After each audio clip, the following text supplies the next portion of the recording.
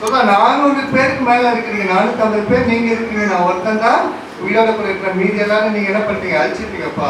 அப்ப எந்த மட்டம் துந்தி. அப்ப கடைசியா பாத்தீங்கன்னா அந்த சம்பவத்தை வீட்டுக்கு வாசிச்சு பாருங்க, எல்லாரும் சொல்லுவாங்க கர்த்தரே தெய்வம், கர்த்தரே தெய்வம். அப்ப ஏன் சொன்னதா, நம்மளுடைய வாழ்க்கையில ஒரு வைராக்கியத்தோடு நாம் வாழ்ந்தால், ஒரு அனலோடு வாழ்ந்தால், நம்மை சுற்றி இருக்கிற ஜனங்கள் நம்மளுமா இயேசுவை கண்டு கொள்ள முடியும். அல்லேலூயா, அல்லேலூயா.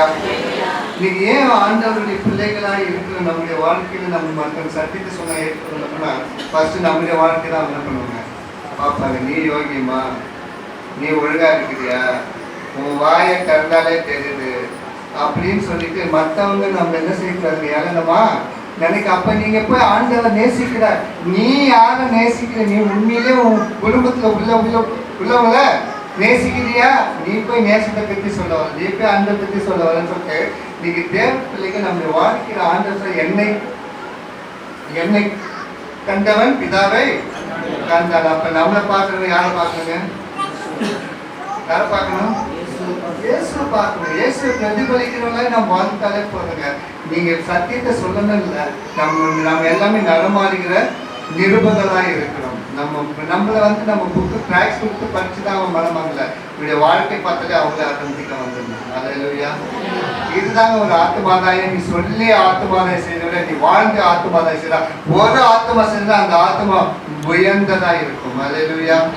அப்ப அதுதான் சொல்றாரு, ரெண்டு மனசோட கூட நம்ம என்ன செய்யக்கூடாதுங்க, குந்தி நடக்கிற அனுபவம் இருக்கவே கூடாது. அப்ப ஆத்மாதாயம் செய்வது மாத்திரமல்ல, நம்முடைய ஆத்மாதாயம் செய்யலாம், சபைக்கு வரலாம், ஜெபிக்கலாம், ஆராதனை செய்யலாம். ஆனா உன் ஆத்மாவை நஷ்டப்படுத்தினால் லாபம் ஒன்றும் இல்லையே. இன்னைக்கு அநேகர் பார்த்தா வழிகாட்டுகிற மரங்களை போலதான் இருக்கும். இன்னைக்கு நம்ம வழிகாட்டுறோம், இயேசுவிடத்துல வா, இயேசு உன்னை நல்லா என்ன பண்ணுவார், ரட்சிப்பார், உன்னை ஆசீர்வதிப்பார், உன்னை மேன்மைப்படுத்துவார், எல்லாம் என்ன பண்ணுவார். வழிகாட்டுற மரம் வழிகாட்டுற மரத்துடைய அந்த சிக்கலை பார்த்து போனவங்க அவங்க போய் சேர இடத்துல சேர்ந்துருவாங்க. அந்த மரம் மாத்திரம் எத்தனை வருஷம் ஆனாலும் எங்கதான் இருக்கும், அதே இடத்துல. அப்ப இன்னைக்கு தேவ பிள்ளைகளாக நாம் ஊழியராக இருந்தாலும் சரி, விசுவாசா இருந்தாலும் சரி, மற்றவர்களுக்கு போதித்து வழிநடத்துகிற நாமளும் என்ன செய்ய வேண்டுங்க, போய் சேருகிற ஒரு அனுபவத்துக்குள்ளாக நாம் வர வேண்டும். அல்லேலூயா.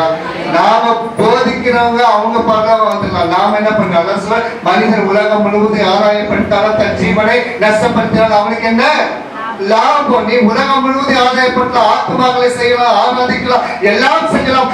தேவ பிள்ளையை நீ வரலனாக்கா அதை விட பரிதாபமான நிலைமை ஒன்றுமில்லை. அல்லேலூயா, அல்லேலூயா. இன்னைக்கு நம்முடைய வாழ்க்கையில இதெல்லாம் நம்ம என்ன செய்யணுங்க, யோசிச்சு பார்க்கலாம். நம்முடைய வாழ்க்கையானது நான் இன்னும் எப்படி ஓடிக்கொண்டிருக்கிறேன், இன்னைக்கு நான் எப்படி என்னுடைய வாழ்க்கையில ஒரு அனலாக இருக்கிறேனா, இல்லது குளிராக இருக்கிறேனா, இல்லது வெதுவெதுப்பாய் இருக்கிறேனா. ஒரு சிலர் பார்த்தீங்கன்னா தூங்குறவங்கள அவங்க சிக்னல் கொடுத்தாலே என்ன பண்ணுவாங்க, ஏஞ்சுப்பாங்க. ஆனா தூங்குற மாதிரி நடிக்கிறவங்கள இடியே இடிச்சாலும் சரி, பூமி வீடு ஆட்டாலும் சரி, வீட்டுல இருக்கிற பொருள் கமன்னு ஊழலும் சரி, அவன் என்ன பண்ண மாட்டான். அப்ப விசுவாசிகள் தூங்கிட்டீங்கன்னா கர்த்தர் உங்களை வசனத்தை வந்து என்ன பண்ணுவாரு, எழுப்பிடுவாரு. ஆனா நீ தூங்குற மாதிரி நினைச்சிட்டு இருந்தா ஒரு பிரசங்கம் இல்ல, 1000 பிரசங்கம் கேட்டாலும் வாழ்க்கை மாறவே மாறாது. அல்லேலூயா. அப்ப நம்ம தூங்குறவங்களா இருக்கிற, அதான் ஆண்டவர் சொல்றாரு, நீ ஆனலா இரு, இல்ல குடிலா இரு. ஏன் வெதுவெதுப்பா வாழ்ந்துட்டு? அப்படி வெதுவெதுப்பாய் வாழ்ந்தால் அதுக்கு அடுத்த வசனத்தை ஆண்டவர் சொல்றாரு, வெளிப்படுத்துற 3:16 வாசிங்க.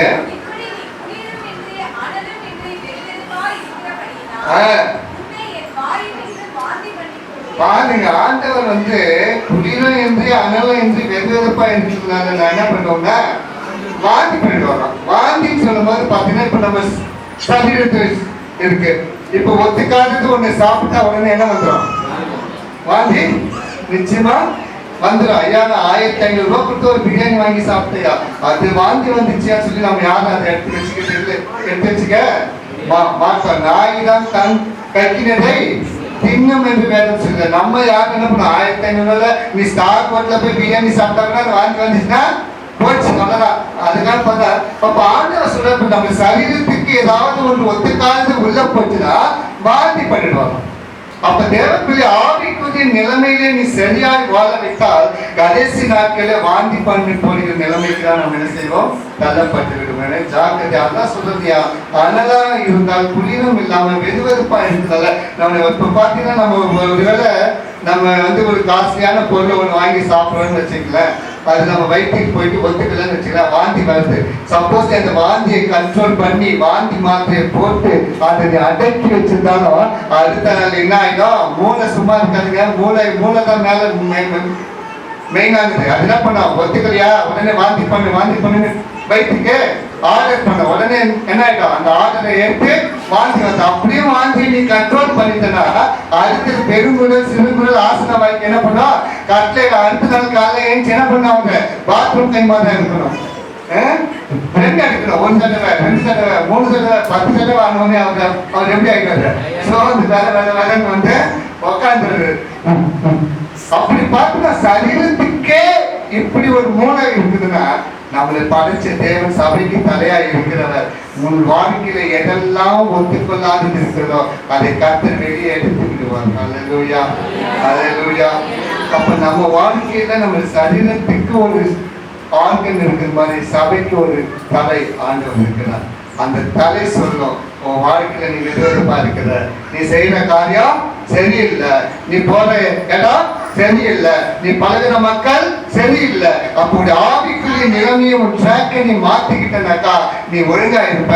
இல்லைன்னா கர்த்தர் கடைசியால வாந்தி பண்ணி போற சூழ்நிலை கூட என்ன செய்யலாம், தள்ளப்பட்ட. என்ன தேவப்பிள்ளையே நாம இதில் வச்ச ஜாக்கிரதையா இருக்கணும். ஒருவேளை நம்ம வைராக்கிய தோணுது. இப்ப தானியலு நம்முடைய முற்பிதாக்கள்லாம் நம்ம வேதாமத்தில் ஏன் எழுதி கொடுத்திருக்காரு, யோபுக்கு வந்த சோதனையிலும் அவன் வைராக்கியமாய் இருந்தால் ஆண்டவர் அவனுடைய வைராக்கியத்தின்படியே கர்த்தர் அவனை உயர்த்தினார். தானியலும் வைராக்கியமாய் இருந்தால் கர்த்தர் அவனை சிங்கக்கபில் இருந்தும் தூக்கினார். சாத்ராக் மேஷாக் ஆபேத்நேகோ கர்த்தருக்காக வைராக்கியமாய் இருந்தார்கள். நாங்கள் ஆராதிக்கிற தேவன் எங்களை தப்புவிக்க வல்லவர். அப்படி தப்புவிக்கல பரவாயில்ல, உயிரை புனரும் பரவாயில்ல, நீர் சொல்லுகிற அந்த சிலையை நாங்கள் என்ன செய்ய மாட்டோம், வணங்க மாட்டோம். இந்த ஒரு வைராக்கியம் தேவப்பிள்ளைக்கு இருக்கணுங்க.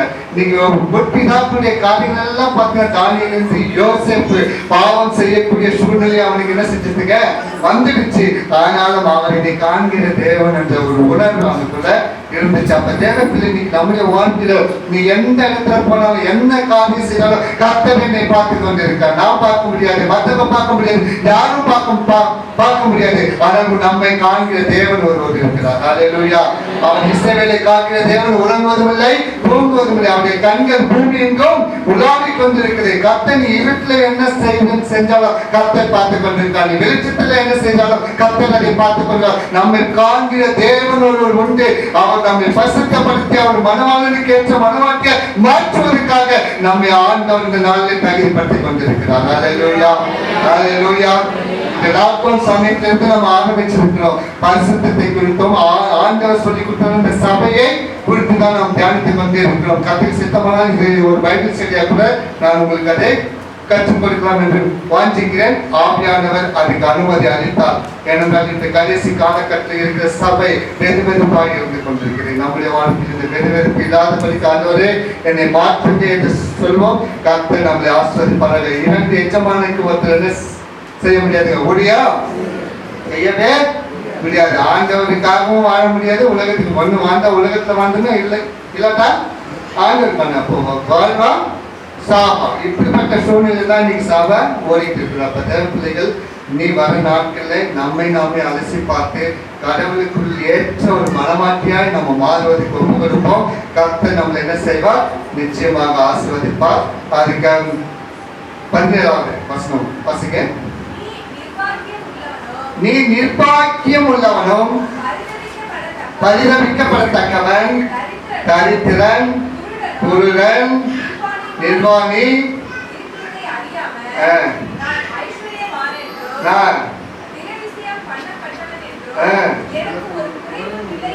பாருங்க, லவோதிக்கா சபையுடைய நிலைமையை அது என்ன செய்யல, அறிஞ்சு கொள்ளல. அவருடைய நிலைமையை கர்த்தர் உணர்த்தார். நீ நிர்பாக்கியம் உள்ளவன், அதாவது நிர்பந்தமான மனுஷனாய் இருக்கிற நிர்பாக்கியம் உள்ளவன், பரிதபிக்கப்பட்டவன், தரித்திரன், குருடன், நிர்வாணி, இவ்வளவு காரியம் அவன் வாழ்க்கையில் இருந்தாலும் அவன் என்ன சொல்றா, நான் நல்லா தான் இருக்கிறேன், செழிப்பா தான் இருக்கிறேன், நான் ஆண்டவருக்குள்ளதான் இருக்கிறேன். இப்படி ஒரு நிர்பாந்தமான, அதாவது பொக்கிஷத்தை அதான் ஆண்டு சொல்றது, நம்முடைய சிந்தனை உலகத்துல இருக்கிற வரைக்கும் ஒரு வாரத்துல ஒரு நாள் நம்ம ஆலயத்துக்கு வரோம், நம்ம ஆவியான நம்மளை ஒழுங்குபடுத்திக்கிறார். மீதி 6 நாள் எங்கதான் இருக்கிறோம்? உலகத்துலதான் போவோம், உலகத்தானதான் இருப்போம், உலகத்துலதான் வேலை செய்வோம். ஆனால் எங்க இருந்தாலும் ஒரு வேறு பிரிக்கப்பட்ட வாழ்க்கையை கத்துக்கிறது பார்க்கலாம். அல்லேலூயா. நீங்களும் நானும் ஆண்டவருடைய பிள்ளைகள் என்பது என்ன செய்யுங்க, ஒரு வைராக்கியத்தோட கூட இருக்கு. அதுதான் ஆண்டவர் மத்திய 6:20-21 சொல்றது, உங்கள் பொக்கிஷங்களை எங்க சேர்த்துவீங்க? பரலோகத்துல சேர்த்து வைங்க, அங்க யாவனும் எடுக்க முடியாது. உன்னுடைய நல்ல காரியத்தெல்லாம் ஆண்டவருக்காக நீ வைராக்கியமா வாழ்றது எல்லாமே ஆண்டவர் என்ன செய்வார், எழுதிக்கிட்டே இருப்பார். இந்த தேதியை போட்டு இந்த பிள்ளை எனக்காக இப்படிப்பட்ட காரியத்தை செய்தார். வாசிங்க மத்திய 6:20-21. பரலோகத்திலே உங்களுடைய பொக்கிஷங்களை சேர்த்து வையுங்கள், அங்க பூச்சியாவது துருபாவது திருட என்ன பண்ண மாட்டான், எடுத்துக்கிட்டா போயிட மாட்டான். அது கஷ்ட வசனம். உங்களுடைய பொக்கிஷம் எங்கே இருக்கிறதோ அங்கதாங்க நம்முடைய இதயமே இருக்கும். அல்லேலூயா. அப்போ உங்களுடைய கான்சியன்ஸ் கடவுளை குறித்த காட் கான்சியன்ஸ் இருந்துச்சுன்னா உங்களுடைய சிந்தையெல்லாம் பரலோகத்தை குறித்ததாக இருக்கும். அல்லேலூயா. ஆனா பாட்டு பாட, பரலோகம்தான் என் பேச்சு, பரிசுத்தம்தான் என் மூச்சுன்னும். ஆனா அதுக்கு நமக்கு சம்மந்தம் இல்லாமல ஓடிடும். அவன் பாத்தீங்கன்னாக்கா நீங்க நம்ம வாழ்க்கை காட் கான்சியஸ். யோசிப்பை பாத்தீங்கன்னா கனித்தரும் திராட்சை செடின்னு அர்த்தம். ஆனால் அவன் ஆல்வேஸ் காட் கான்சியஸ். கடவுளை குறித்த ஒரு சிந்தனை எந்த தேவ பிள்ளைக்கு எப்போதுமே இருக்குதோ, உங்களுடைய பொக்கிஷம் எங்க இருக்குதோ அங்கதான் உங்களுடைய இதயமும் இருக்கும். அப்ப நீங்களும் நானும் இந்த உலகத்துல யாருன்னா ஒரு வாடகைக்காரன். இல்லதுங்க, வாடகைக்கு தான் வச்சுக்கிறார் ஆண்டவர். எப்ப நம்மள காலி பண்ணுறோம் நம்ம காலி பண்ணி போயிட்டு இருக்கோம். தேவப்பிள்ளை நல்லா ஞாபகம் வச்சுக்க, ஒருவேளை கர்த்தருடைய வருகை எப்ப இருக்கும், எப்படி இருக்கும், எந்த நேரத்தில் இருக்கும், காலையில இருக்குமா நைட் இருக்குமா எப்ப இருக்கும் சொல்ல முடியாது. ஆனால் கர்த்தருடைய வருகை இருந்தால் நாம் எடுத்துக்கொள்ளப்பட வேண்டும். ஒருவேளை கர்த்தருடைய வருகை எப்ப இருக்குமோ நமக்கு தெரியாதல்ல. ஒருவேளை மரணம் நம்மளை சந்தித்தாலும் கர்த்தரை சந்திக்க ஆயத்தமா இருக்கிறோம். அல்லேலூயா, அல்லேலூயா. இன்னைக்கு அநேக ஊழியக்காரர்கள்லாம் நிறைய பேர் என்ன செய்யறாங்க, இறந்து கொண்டிருக்கிறார்கள். இன்னைக்கு அநேக ஆண்களுடைய ஊழியம் செஞ்சவங்க வல்லமையா பயன்படுத்தப்பட்ட நிறைய தேவ பிள்ளைகள் இந்த காலகட்டத்தில் இறந்துட்டு இருக்காங்க. டெய்லி வாட்ஸ்அப்ல பாத்தீங்கன்னா ஒரு 10 பேராவது இவங்க எடுத்துட்டாங்க, அவங்க எடுத்துட்டாங்க, இவங்க சீரியஸா இருக்கிறாங்க, அவங்க இப்படிக்கிறாங்க அப்படிக்கிறாங்க. நிறைய பேர் எனக்கு தெரிஞ்சு நிறைய பேர் ஊழியக்காரங்க விசுவாசிங்க இறந்துட்டாங்க. ஆனா இதை குறித்து உலக என்ன செய்ய, இவங்களாம் ஆண்களுடைய பிள்ளைங்க, ஏன் ஆண்கள் இவங்களை காப்பாற்றக்கூடாது? ஆண்கள் காப்பாற்றக்கூடாது இல்ல.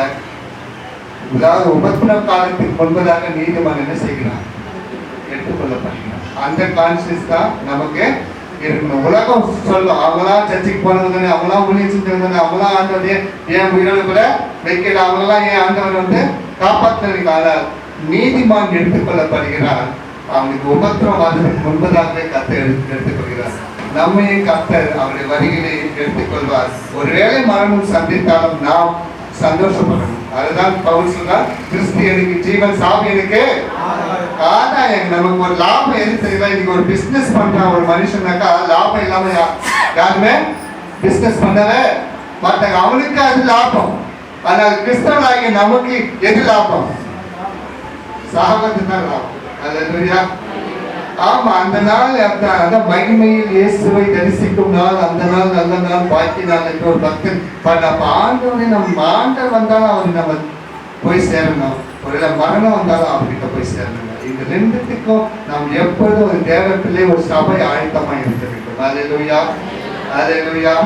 அதுதான் அந்த உங்களுடைய பொக்கிஷம் எங்க இருக்குதோ உங்களுடைய சிந்தனை அங்கதான் இருக்கும். ஒரு சிலருக்கு பாத்தீங்கன்னா இங்கதான் உட்காந்துட்டு இருப்பீங்க, ஆனாலும் என்ன பண்ணீங்க, கேஸ் ஆஃப் பண்ணிட்டு வந்தனா, வீட்டை ஒழுங்கா பூட்டி திருப்பி பார்த்துட்டு வந்தனா, அல்லது ஒருவேளை நான் குழம்பு சட்டியை மூடிட்டு வந்தனா, திறந்து வச்சுட்டு வந்தனா, பூனை உள்ள போச்சே இல்லை. ஆனா இங்கதான் நம்ம இருப்போம். நம்முடைய மைண்ட் எங்க இருக்கும்? வீட்டுல இருக்கோம். 10,000 வயசுல அந்த பீரோல நான் வந்து வீட்டை வந்து பீரோ வந்து பூட்டாம வந்துட்டேன். வீட்டுல இருக்கிறவன் என்ன பண்றான்னு தெரியல, பீரோ வச்சிட்டான்னு என்னன்னு தெரியல. என்ன அப்ப பாருங்க, நம்முடைய சிந்தனை பொக்கிஷம் எங்க இருக்குது? பீரோல இருக்குது. அப்ப நம்முடைய சிந்தனை ஆண்டவருக்குள்ள இருந்தால் நம்முடைய சிந்தனை பரலோகத்தை குறித்ததாக இருக்கும். அல்லேலூயா. நம்முடைய சிந்தனை மற்ற காரியத்துல தான் நம்முடைய மைண்ட் ஃபுல்லா அங்கதான் இருக்கு. அப்ப ஆண்டவருடைய வசனம் சொல்றாரு, ஆண்டவர் ஒவ்வொரு காரியத்தை நமக்கு ஓமையாய் சொல்லும் போதும் சரி, சில காரியத்தை நமக்கு வெளிப்படையாய் சொல்லும் போதும் சரி, ஆவியான சபையை சொல்லும் போதும் சரி, சில உதாரணத்தோடு ஏன் சொல்லிருந்தால் நாம் அதை விளங்கி கொள்ள வேண்டும் என்பதற்காக தான். அல்லேலூயா. இப்ப பாத்தீங்கன்னாக்கா சமையல் பண்றது ரொம்ப நேரம் ஆகும், சாப்பிடுறது எவ்வளவு நேரம் ஆகும்?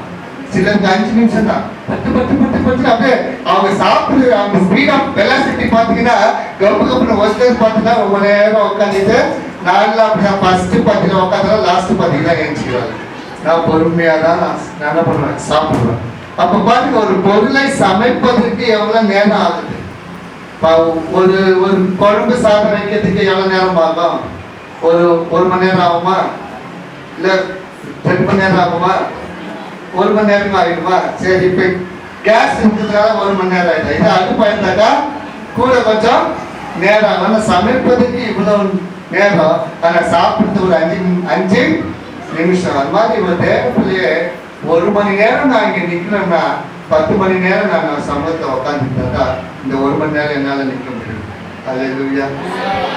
அப்போ ஏன் சொல்லுன்னா, இது வந்து ஒரு பைபிள் ஸ்டடி, இது வந்து பைபிள் ஸ்டடி தான்.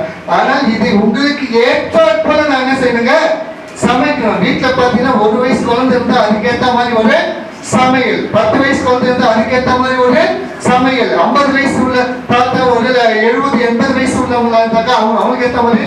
அப்ப தேவ பிள்ளைகளை ஆவியானவர்களுடைய சமூகத்தை நான் உட்கார்ந்தா அவங்களுக்கு ஏற்றாற் போன்ற சில காரியங்களை உதாரணங்களையும் ஆவியானவர் வெளிப்படுத்தினாதான் அதை உங்கள் மத்திய வந்து நான் இங்க 1 மணி நேரம் நிற்க முடியும். இல்லைன்னா என்னுடைய எதுவும் என்னுடைய ஞானமோ என்னுடைய பலமையுடைய கல்வி இதெல்லாம் இல்லைங்க.